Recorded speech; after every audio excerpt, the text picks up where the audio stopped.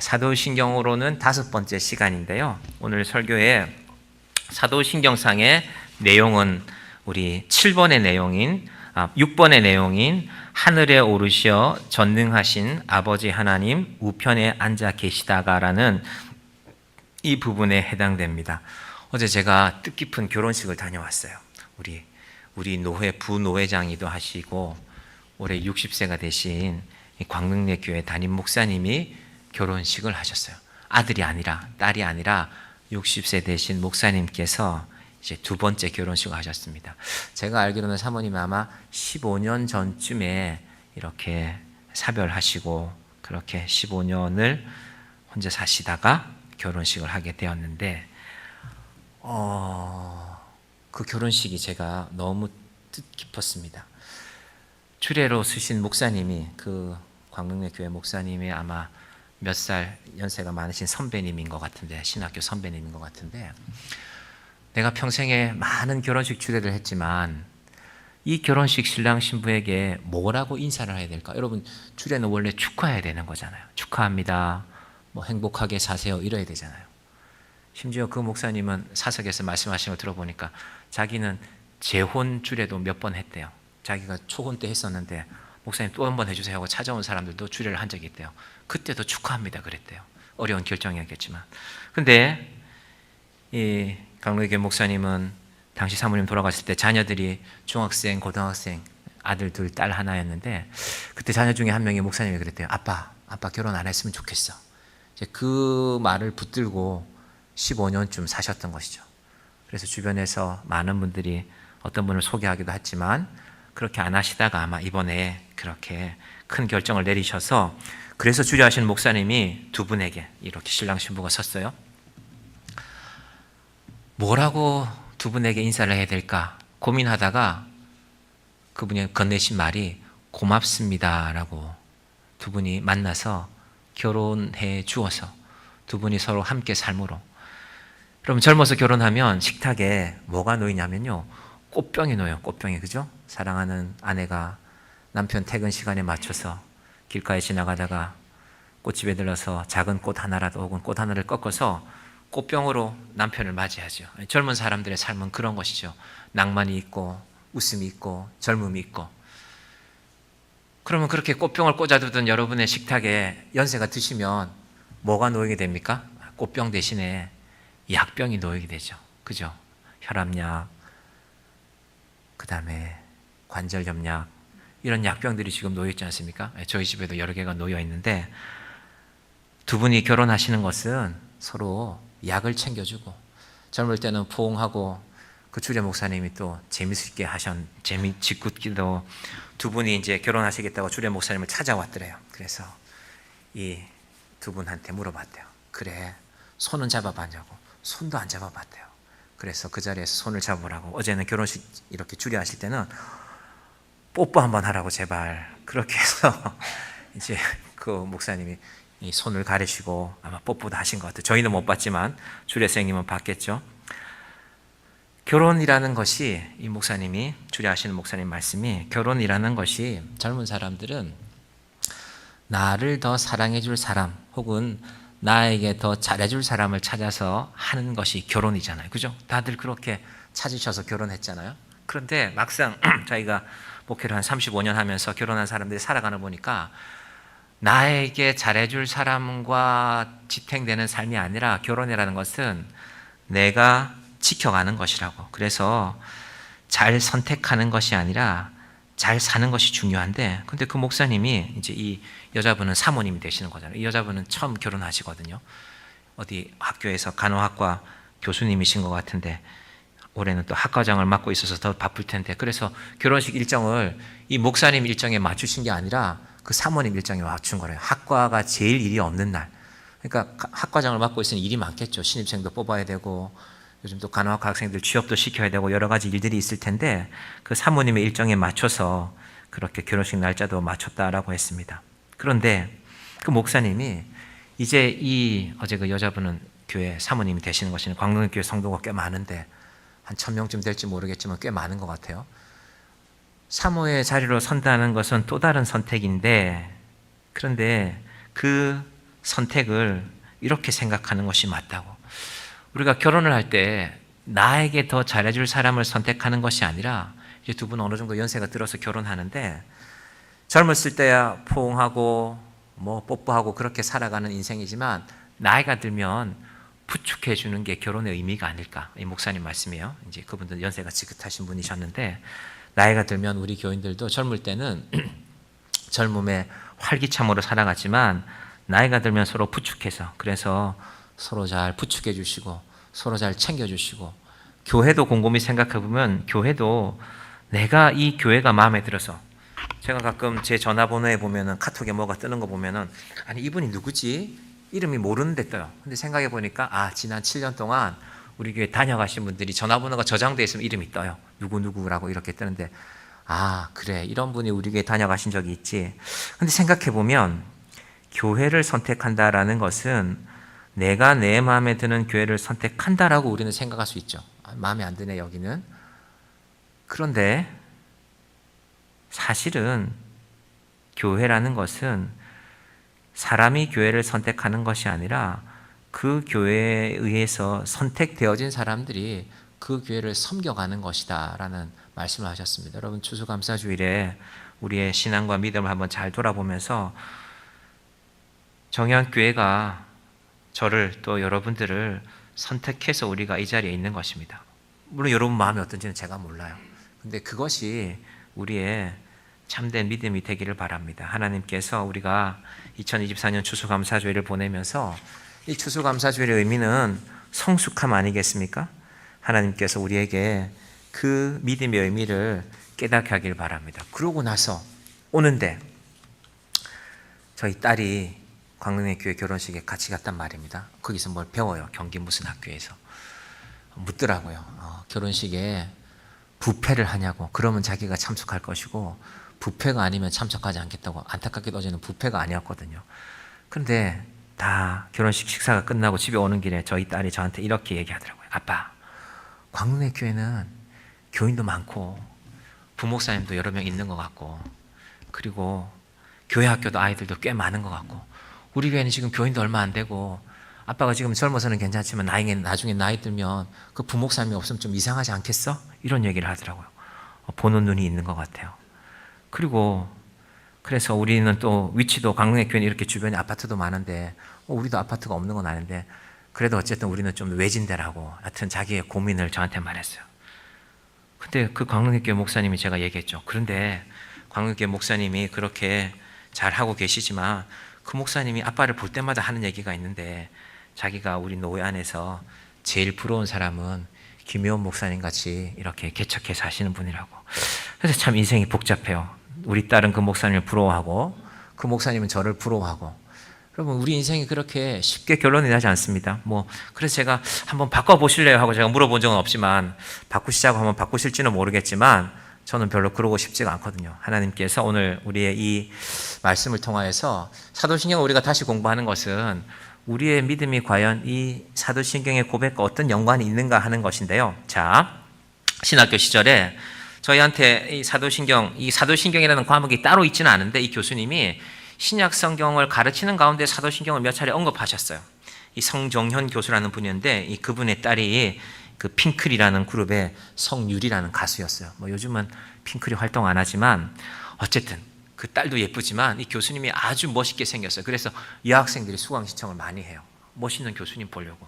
근데 이분이 독일에서 오랫동안 살으셨기 때문에 한국말이 조금 능통하지가 못하세요. 이렇게 공부는 많이 하셨는데 이 독일말을 한국말로 표현하는 게 좀 능숙하지가 못해요.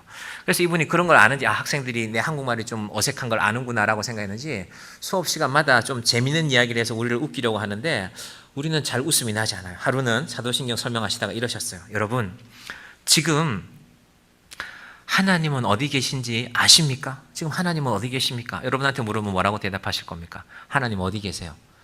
하나님 저 하늘에 계시지. 혹은 내 마음에 계십니다. 어떤 분들은 하나님은 전지전능하시고 어려운 한자로 무소부재하시니까 안 계신 곳이 없습니다. 온 우주에 온 세상에 계십니다. 사실은 그게 정답이죠. 아닙니다. 사도신경을 잘 보세요. 하나님은 어디에 계십니까? 예수님이 하나님 우편에 계시니까 하나님 어디 계십니까? 예수님 왼쪽에 계십니다 라고 말하면 우리가 많이 웃어야 되는데 여러분처럼 우리가 웃지를 않았어요. 그래서 그분 혼자서 웃기 시작하는데 웃음이 멈추시지가 않는 거예요. 그렇게 재미있으셨나 봐요. 여러분, 하나님은 어디 계시냐? 예수님이 하나님 우편에 계시고 하나님은 예수님 왼편에 계신 것이 아니라, 오늘 사도신경의 이 말씀을 한번 잘 들어보시기를 바랍니다. 사도신경의 모든 전제가, 또 신학이라는 것의 모든 전제가요, 관계입니다. 관계. 우리 아버지가 어떤 분인가? 여러분이 자녀들이 있는데 우리 집에서 오늘 저녁에 된장찌개 끓였는데 옆집에는 불고기를 했어요. 아, 엄마 옆집에 불고기 했네? 난 저 집에 갈래 하면서 그 집 문을 열고 들었으면서 엄마 나 밥 먹으러 왔어요 이러면 여러분 마음이 어떨까요? 서운하겠죠. 아니, 이 녀석이 내가 너를 위해서 이렇게 맛있게 된장찌개를 끓였는데 그 옆집에 불고기 냄새 난다고 그리로 들어가서 엄마 하고 부르면 얼마나 서운하겠습니까? 여러분, 복잡하지 않게 이것이 관계입니다. 이스라엘 사람들이 계속해서 하나님한테 좀 좋은 거 주세요라고 했어요. 나라도 좀 힘 있는 나라를 주고 군대도 좀 힘 있는 군대를 주고 먹을 것도 좀 좋은 거 주고, 그러면 우리가 당신을 우리 아버지로, 우리 하나님으로 믿겠습니다. 그런데 그 이스라엘이 어느 날 깨달았습니다. 출애굽 광야 40년 동안에 그들이 광야로 나갔을 때는 아는 게 있었어요. 깨달은 게. 아, 광야에 가면 우리 제대로 먹지도 못하고 제대로 입지도 못하고 우리 굶어 죽겠는데, 우리 목말라 죽겠는데라고 했는데 하나님이 그 광야를 지키셨습니다. 사실은 이것이 다윗의 이 고백이 그런 의미입니다. 모든 것이 주님의 은혜라는 말이 밑에 있는 말씀이 그는 선하시며 그 인자하심이 영원함이로다. 우리는 때때로 이 인자하심에 대해서 자주 의심합니다. 이거 해주실까? 저거 해주실까? 내가 이걸 믿을 수 있을까? 여러분, 이게 우리의 고민 아닙니까? 그런데 하나님께서는 어떤 분이셨을까? 사도신경의 고백에 따르면 나는 전능하신 아버지 하나님, 천지의 창조주를 믿습니다. 내 아버지가 바로 창세기에 천지를 창조하셨다는 그분인 것입니다. 그리고 이어지는 예수님에 관한 쭉 6가지의 이 6가지 고백들이 뭐냐 하면은 그 하나님이 죄에 빠진 우리를 위하여서 그분의 유일하신 아들, 둘도 없는 아들이라는 말도 되고요, 우리의 구원을 이룰 수 있는 유일한 예수님이라는 의미도 되죠. 그 예수님을 우리에게 보내셨다는 것입니다. 나는 그 하나님을 믿습니다 하는 것이 바로 이 사도신경의 고백입니다. 그런데 그 예수님이, 오늘 예수님에 대한 고백 가운데 사도신경의 오늘 내용은 자, 2가지가 전제가 되는데요. 첫 번째는요, 예수님이 하늘에 올라가셨다. 이 때를 말하면 약 2000년 전이거든요. 예수님이 하늘에 올라가셨고, 두 번째는 그 예수님이 전능하신 하나님 우편에 앉아 계시다 혹은 계시다라는 것입니다. 저는 그래서 어렸을 때 고민이 있었어요. 가끔 하늘을 보다가 아, 예수님이 지금 하늘에 계신데, 여러분 하늘 보면 뭐가 보입니까? 우리 눈에 보이는 것은 구름이지 않습니까? 아니, 그러면 예수님이랑 하나님이랑 지금 구름에 어딘가 앉아 계실 것 같은데, 구름이라는 것이 저는 처음에는 이렇게 솜사탕처럼 뭐 고체인 줄 알았는데 알고 보니까 고체가 아니더라고요. 학교에서 배우는데 구름이 수증기래요. 그래서 그때부터 염려가 됐어요. 아니, 두 분이 이렇게 계시다가 딱딱한 얼음 같으면 좀 기대서 이렇게 계실 수도 있겠지만 늘 앉아 계시면 힘들 텐데 또 눕기도 해야 되지 않을까? 근데 그 딱딱한 얼음이 아니라 정말로 수증기 같아서 녹아서 두 분이 땅 아래로 떨어지면 어떻게 하지? 어린 저의 마음에 제가 학교에서 뭔가를 배웠는데 그날부터 며칠 동안 그 고민을 했습니다. 여러분은 고민 안 하셨나요? 여러분은 예수님 염려를 별로 안 하시네요. 그런데 이 예수님이 부활하시고 승천하시고 하나님 우편에 앉아 계시다는 것에 대해서 우리가 어떤 이해가 필요하냐 하면은, 처음에는 제자들도 그랬습니다. 올라가 버렸으니까 더 이상 우리를 찾아오지 않고 우리와의 관계는 끝일 거라고. 여러분, 사람은 그렇지 않습니까? 서로 얼굴 안 보면 끝이죠. 여러분, 혹시 얼굴 안 보는 사람 있습니까? 난 너 당신 얼굴 안 본다 한 사람이 있습니까? 그래서 몇십 년째 안 보고 있는 사람이 있습니까?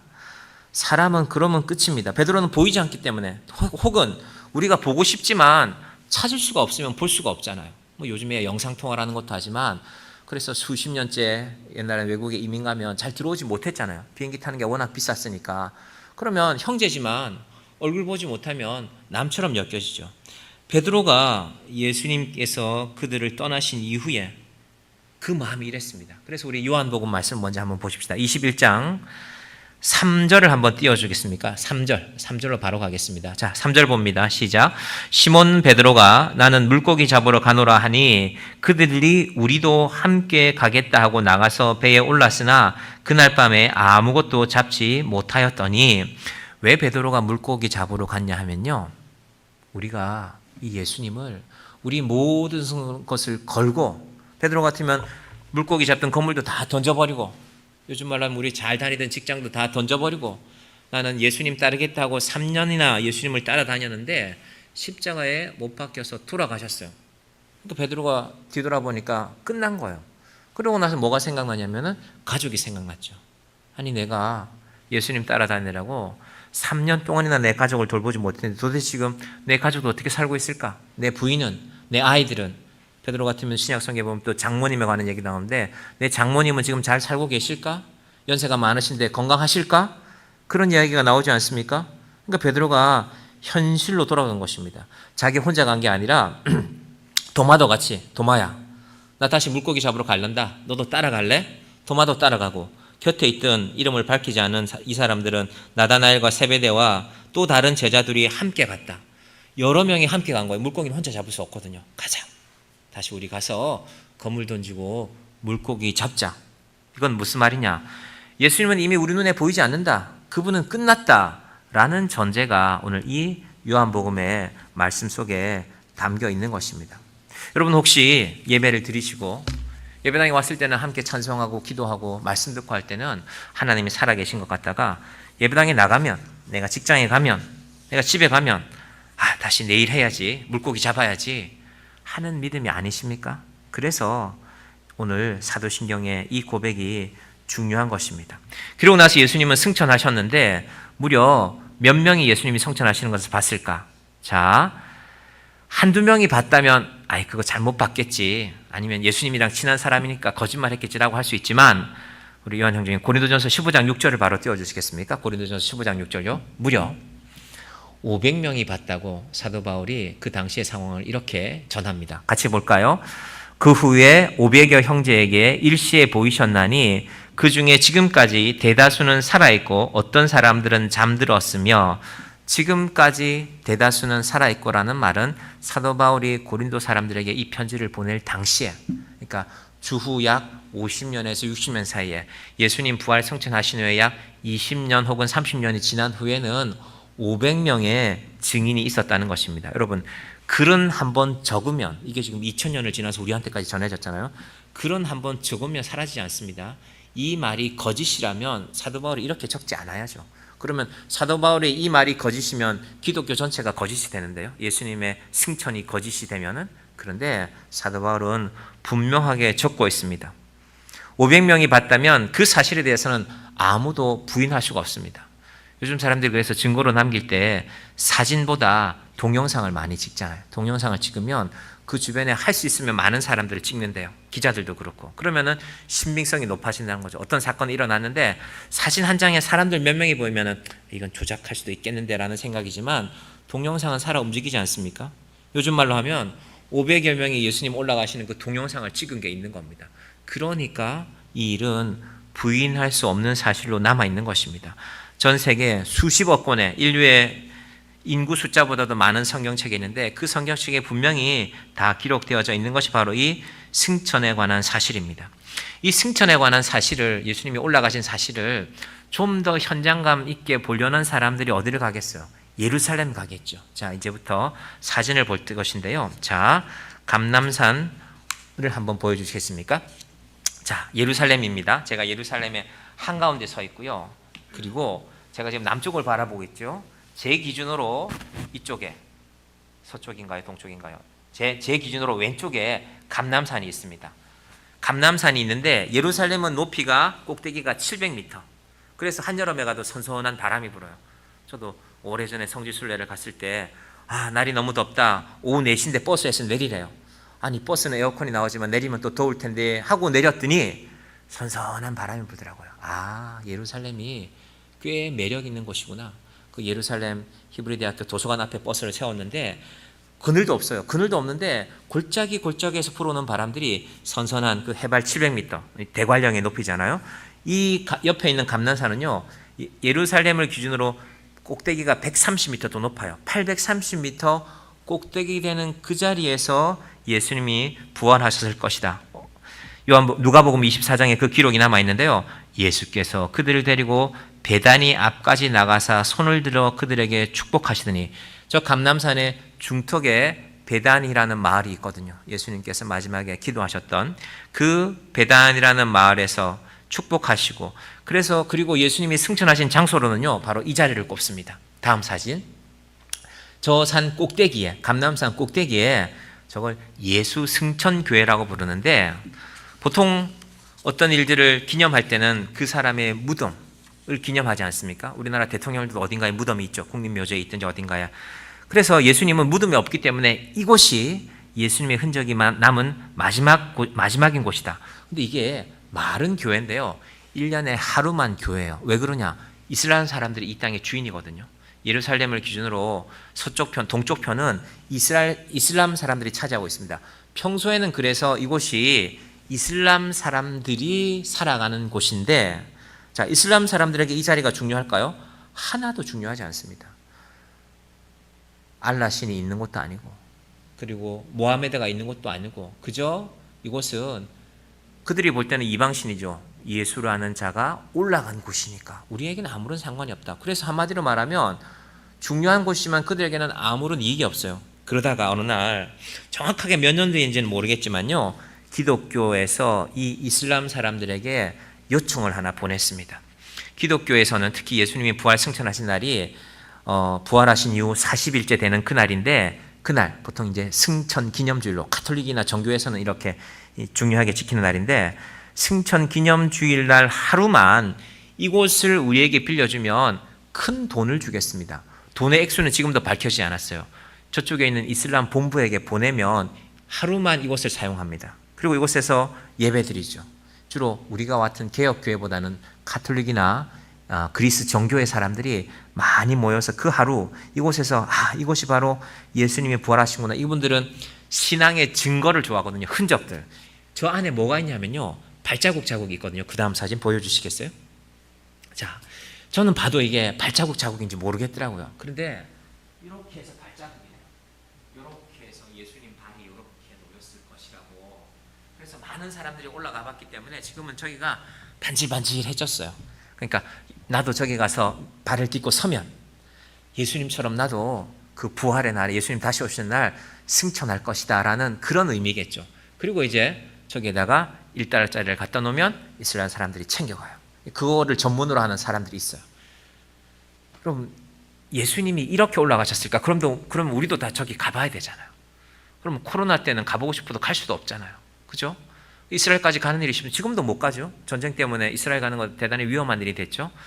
여러분, 하나님이, 예수님께서 전능하신 하나님 우편에 앉아 계신다는 것은 결코 이런 데 의미를 두는 것이 아닙니다. 그러면 무엇일까? 성경 전체를 봐야죠. 구약도 봐야죠. 구약에서 하나님이 어디에 계시는가에 대해서 분명하게 깨닫는 귀한 말씀들이 있는데, 그 중에 그림입니다. 열왕기상 8장 27절 그림이거든요. 예. 그림 한번 볼까요? 하나님이 참으로 땅에 거하시리이까 하늘과 하늘들의 하늘이라도 주를 용납하지 못하겠거든 하물며 내가 건축한 이 성전 이오리이까. 여러분, 솔로몬이 처음 예루살렘의 성전을 지을 때는요, 기대가 대단했죠. 내 아버지 다윗은 하지 못했지만 나는 이곳에 하나님이 임재하실 성전을 짓겠습니다 하고 그 믿음을 가지고, 약속을 가지고 지었는데, 다 짓고 나서 깨달았어요. 성전을 깨달은 게 아니라 하나님에 대해서 깨달았어요. 하나님, 제 딴에는 우리 백성들은 최선을 다해서 좋은 재료로, 백향목으로, 요즘 말로 하면 최고의 대리석을 바닥에 깔고 그렇게 지었지만, 그런데 온 천지 만물의 주인이신 하나님이 이곳에 어떻게 갇혀 계실 수가 있겠습니까? 그것을 솔로몬이 깨달은 것입니다. 여러분, 오늘 이 말씀하고 우리 오늘 사도행전, 이 사도신경을 어떻게 연결시켜야 되냐 하면은요, 우리가 사도신경을 외우면서 예수님을 저 하늘 어딘가에 안 보이는 곳에, 제 어릴 때 저의 제 생각의 한계로서는 저 하늘에 구름 위에 하나님이 어딘가 계실 거야. 그래서 저는 혼자서 저쪽 구름일까 저쪽 구름일까 하고 그렇게 바라본 적도 있어요. 여러분 도무지 그런 경험이 없으십니까? 순수한 신앙이 없으셨나요? 저는 항상 그래서 구름이 많으면 하나님이 저 구름 위에 마음 놓고 계시다가 땅으로 떨어지시면 안 되는데 라는 생각을 했었는데, 솔로몬이 뭘 깨달았냐면은 하나님은 결코 인간들이 만든 어떤 것에 가두어 계실 수 없는 분입니다. 그러나 그 다음 구절이 중요합니다. 28절 보겠습니다. 자, 같이 볼까요? 그러나 내 하나님 여호와여, 주의 종의 기도와 간구를 돌아보시며 이 종이 오늘 주 앞에서 부르짖음과 비는 기도를 들으시옵소서. 다음 구절 29절도 봅니다. 주께서 전에 말씀하시기를 내 이름이 거기 있으리라 한 곳 이 성전을 향하여 주의 눈이 주야로 보시오며 주의 종이 이곳을 향하여 비는 기도를 들으시옵소서. 하나님, 제가 이 성전 만들었다고 하나님을 이곳에 가두어 계시는 분은 아니신 줄 깨달았습니다. 하지만 하나님, 이 성전을 바라보면서 늘 하나님을 생각하겠습니다. 하나님, 그래서 제가 그리고 우리 백성들이 이 성전을 향하여 기도할 때 하나님 그 기도를 들어 주시옵소서. 자, 무슨 일이 생겨나느냐? 이 성전이 위태해지게 됐습니다. 누구 때? 예레미야 시대에 바벨론이 침략한다는 예언을 하고 있는데, 바벨론이 예루살렘을 치면 성전도 사라질 것이라는 것을 이스라엘 사람들이 깨달았어요. 그때 예레미야에게 주신 하나님의 말씀이 있는데요. 예레미야 23장 23절 한번 볼까요? 시작. 여호와의 말씀이니라. 나는 가까운 데에 있는 하나님이 아니요 먼 데에 있는 하나님은 아니지 않느냐? 24절. 여호와의 말씀이니라. 사람이 내게 보이지 아니하려고 누가 자신을 은밀한 곳에 숨길 수 있겠느냐? 여호와가 말하노라. 나는 천지에 충만하지 아니하냐. 바벨론이 쳐들어온다는 소식이 들릴 때 이스라엘 백성들이 뭘 고민했냐면은, 그럼 우리 저 성전 없어져 버리는 거냐? 성전 없어져 버리면 우리는 어디서 하나님께 제사 지내냐?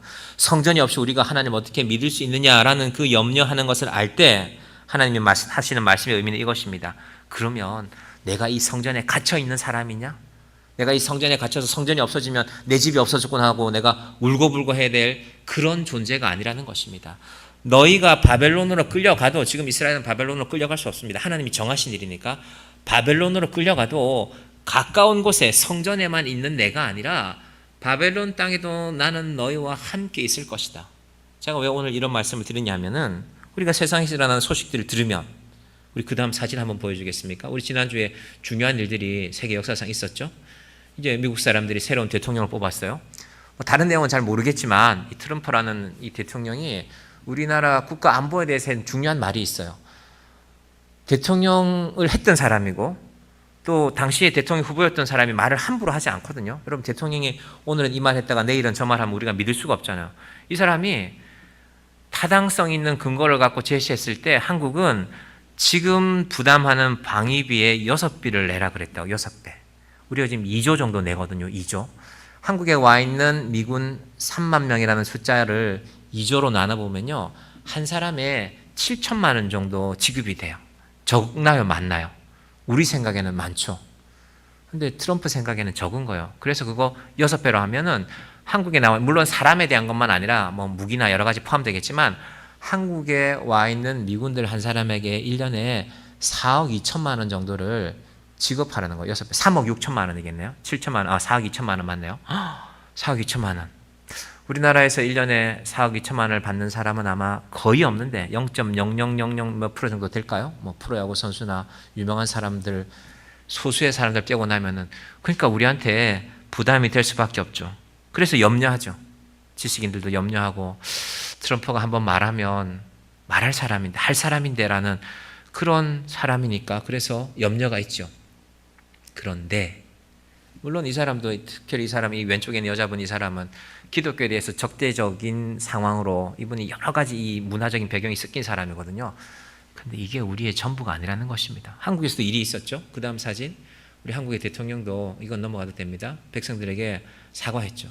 제가 보는 신문이 소위 말하는 보수 일간지거든요. 제가 중앙일보를 아침마다 보는데 보수 일간지의 결론도 고개만 숙인 것 같다. 뭐 그렇게 이제 여러 가지 기사들이 있는 가운데 결론은 고개만 숙인 것 같고 사과는 제대로 안 한 것 같다. 그래서 여러 가지 우리의 고민과 염려가 있습니다. 그러나 여러분, 우리가 하나님을 믿는다는 것은, 우리가 사도신경을 고백한다는 것은 이런 일들에, 넘어가도 됩니다. 이런 일들에 사진을 잘 찍은 것 같아요. 제일 깊게 고개를 숙였을 때 탁 하고 잘 찍었으니 수천 장을 찍어서 하나를 내보내는 거거든요. 자, 넘어가겠습니다. 예. 우리의 인생은 이것이 결정하지 않습니다. 여러분, 우리가 위험하지 않은 순간이 어디 있습니까? 6.25 이후에 2024년까지 이 70여 년의 기간이요, 한국 역사상 제일 안정적인 기간이었습니다. 물론 북한이 몇 차례 뭐 간첩도 보내고 우리가 군대를 베트남에 보내기도 했던 일은 있었지만 전면전은 일어나지 않았던 시간이 70여 년, 이게 제일 안정적인 시간이었습니다. 감사해야죠. 우리는 잊었잖아요. 전쟁이 끝날 줄 알았는데 끝난 건 아니거든요. 차 타고 우리가 살고 있는 진접을 기준으로요, 40분 올라가면 저는 느낍니다. 아, 이게 휴전선이 가까워오는구나. 진접 위쪽에는 이제 부대가 점점 많아지잖아요. 포천, 철원, 연천, 다 군부대가 많이 있는 지역에 살고 있습니다. 여러분, 그래서 우리가 이 추수감사절에 또 하나 기도해야 될 것은, 하나님, 우리의 믿음이 미국 대통령이 누구냐에 달려있는 것이 아닙니다. 물론 좋은 사람이 대통령이 되면 좋죠. 우리의 믿음이, 우리 대통령이, 한국 대통령이 중요하지만, 이분이 잘 하셔야 되겠지만, 그러나 우리가 저 한 사람에게 모든 것을 걸고 있지는 않습니다. 그러면서 저는 사도신경의 이 고백과 에베소서의 말씀을 함께 정리해 보고 싶습니다. 자, 1장 20절 봅니다. 시작. 그의 능력이 그리스도 안에서 역사하사 죽은 자들 가운데서 다시 살리시고 하늘에서 자기의 오른편에 앉히사. 저 높은 하늘에 예수님이 하나님 오른편에 앉아 계시다는 것이, 하나님이 저 멀리 앉아서 팔짱 끼고 예수님 우리를 지켜보면 어우 잘하나 못하나 보자 하는 것이 아니라, 그 다음 21절 같이 봅니다. 모든 통치와 권세와 능력과 주권과 이 세상뿐 아니라 오는 세상의 일컫는 모든 이름 위에 뛰어나게 하시려고. 한국 대통령, 미국 대통령 다 대단한 분들이죠. 그분들의 영향력이 대단하죠. 대통령 한마디가 얼마나 대단합니까?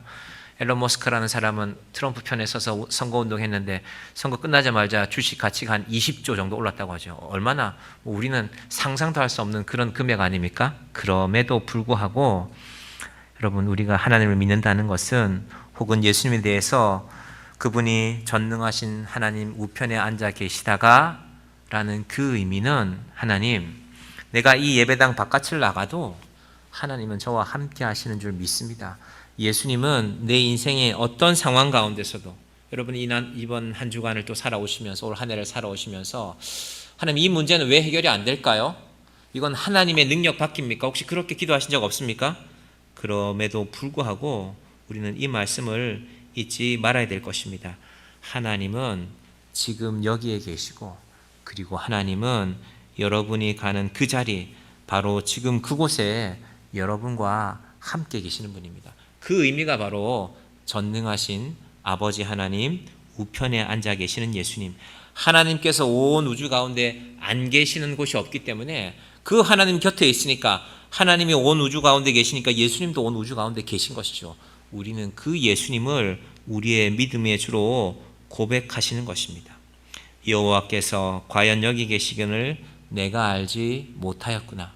제가 내년도에 우리 뒤에 이 예배 배경 현수막을 좀 새로 만들고 싶은데, 어떤 말씀을 쓰면 좋을까 좀 많이 생각해 봅니다. 시편 말씀도 찾아보고 또 성경의 많은 말씀들을 보면서, 하나님께서 오늘 여기 우리와 함께 하시는 그 하나님께서 이제 여러분의 예배당 문을 나서도, 여러분의 집에서도, 여러분의 직장에서도, 여러분의 인생의 어떤 문제 앞에서도 그분은 우리와 함께 하시는 분입니다. 여러분, 예레미야가 고백했던 그 말씀을 잊지 마시기를 바랍니다. 이스라엘 백성들은 이제 우리는 다 죽었구나, 우리는 바벨론의 포로로 끌려가면 더 이상 하나님은 그곳에 우리와 함께 계시지 않는구나 라고 믿고 있던 이스라엘 사람들에게 여호와의 말씀이니라 나는 가까운 데에 있는 하나님이요 먼 데에 있는 하나님은 아니냐라는 이 말씀을 꼭 기억하시길 바랍니다. 여러분, 삶의 자리에 하나님을 붙들고, 특별히 우리 소그룹들 가운데 한 주간의 삶을 나누시면서 여러분들이 이분은 이렇게 살아왔구나, 나는 이렇게 살아왔는데 서로를 위해서 기도하시며, 어떤 기도일까? 하나님, 저를 위해서도 함께 해주시지만 우리 그룹에서 만나는, 우리 구역에서, 우리 혹은 셀에서 만나는 이 귀한 분들 가운데도 하나님의 은혜가 함께하는 이 한 주간이 되게 해주시옵소서. 우리가 그 속으로 뭉쳐서 하나님의 뜻을 구하며 살아가는 주의 자녀들이 되기를 간절히 축원드립니다. 기도하겠습니다. 하나님 감사합니다. 2024년에 추수감사주의를 우리가 은혜 가운데 보냈습니다. 우리가 연약한 자인 것 같지만 하나님께서 끝까지 우리와 함께 하시겠다고, 예수님께서 끝까지 우리와 동행하시겠다고, 전능하신 하나님 우편에 앉아 계신다고 분명히 말씀하고 있습니다. 하나님, 우리의 믿음이 공간에 치우치는 믿음이 되지 않게 하여 주시옵소서. 예배당에 나오면 마음이 편안하고 예배당만 났으면 온갖 세상의 염려 가운데 살아가는 인생이 아니라, 하나님 지금도 저와 함께 계시죠? 하나님 이곳에도 저와 함께 계시죠? 지금 이곳에 여호와 하나님께서 함께 계실 줄 믿습니다. 하나님, 이 믿음으로 전능하신 아버지 하나님과 함께 하시는 예수 그리스도를 믿는 믿음으로 살아가는 주의 자녀들이 되게 하여 주시옵소서. 예수님의 이름으로 기도드립니다. 아멘.